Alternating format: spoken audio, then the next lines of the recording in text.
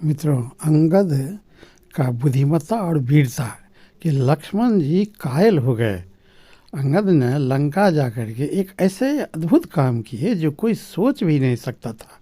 लक्ष्मण जी इससे अवाक रह गए। ये बात उस समय की है जब अंगद श्री राम की ओर से शांति दूत बना करके लंका भेजे गए थे। जब रावण के दरबार में गए तो रावण का घमंड, अभिमान ये सब देख करके अंगद भीतर से ही बहुत क्रोधित हुआ और वह अपने बुद्धि और विवेक का परिचय दिया। बुद्धि, विवेक और वीरता सभी का परिचय दिया। अंगद जब दरबार में गया तो रावण का आव भाव, बात विचार देख करके उसको बहुत तकलीफ भी हुआ और बहुत गुस्सा भी हुआ, किंतु वहाँ बुद्धिमत्ता से काम लेना था। अंगद बहुत बुद्धिमान था, उन्होंने बड़ा धैर्य से काम लिया और रावण को पहले बहुत समझाने की कोशिश किया। जब नहीं कुछ समझा उसके बाद उन्होंने अपने वीरता का परिचय दिया।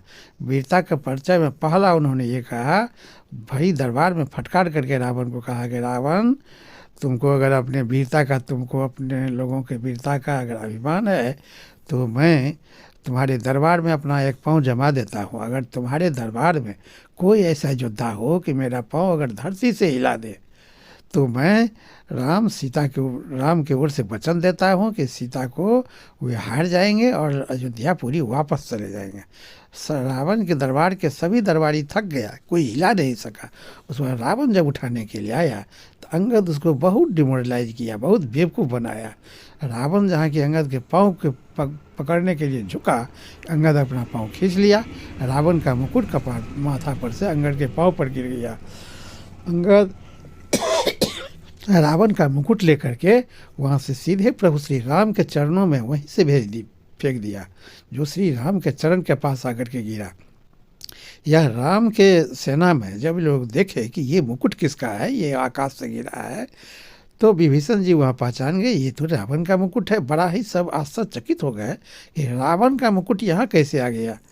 तब जामवंत जी ने कहे कि ये जरूर अंगद वहाँ से आपके चरणों में समर्पित किया होगा, रावण का मुकुट उतार लिया होगा। लक्ष्मण जी इस बात के लिए बहुत ही आश्चर्यचकित हो गए। और जब अंगद वहाँ से आया तो अंगद से पूछे कि अंगद, तुम्हारी बुद्धिमत्ता और वीरता, तुम जो कुछ भी वहाँ करके आए हो, जो कुछ तुमने बतलाया, तुम्हारे समान वीर और बुद्धिमान तो कोई नहीं है।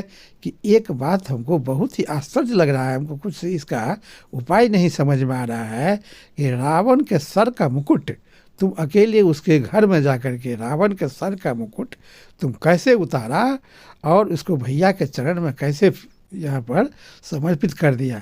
ये बहुत ही आश्चर्य की बात है, हम कुछ समझ नहीं पा रहे हैं कि रावण के सर का मुकुट लंका में तुम उतार करके और यहाँ हम लोगों के पास फेंक दिया। ये तो बहुत आश्चर्यजनक घटना है, ये कैसे संभव हो पाया। तो बुद्धिमान अंगद ने सिर्फ एक ही लाइन में जवाब दिया, लक्ष्मण भैया, इसमें हम क्या कर सकते हैं, हम कौन होते हैं रावण का मुकुट उतारने के लिए, उतारने वाले और प्रभु श्री राम के चरण के पास इसको समर्पित करने वाले हम कौन होते हैं। ये सारा तो प्रभु राम का कृपा है, उन्हीं की कृपा से ये सब कुछ संभव हुआ है, नहीं तो हम तो कुछ कोई काम के लायक नहीं है। हम तो एक काम भी वहाँ से करके नहीं आए।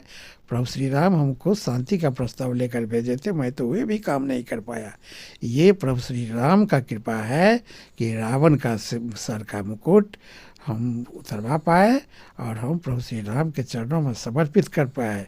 इसमें मेरा कुछ भी योगदान नहीं है, ये सारा प्रभु राम का कृपा है। सभी लोग वहाँ पर अंगद का बुद्धिमत्ता का लोहा मान लिए। सभी लोग आश्चर्यचकित हो गए। अंगद ऐसा बहुत ही बुद्धिमान है, ऐसा बुद्धिमान किसी को होना मुश्किल है। और उसी हिसाब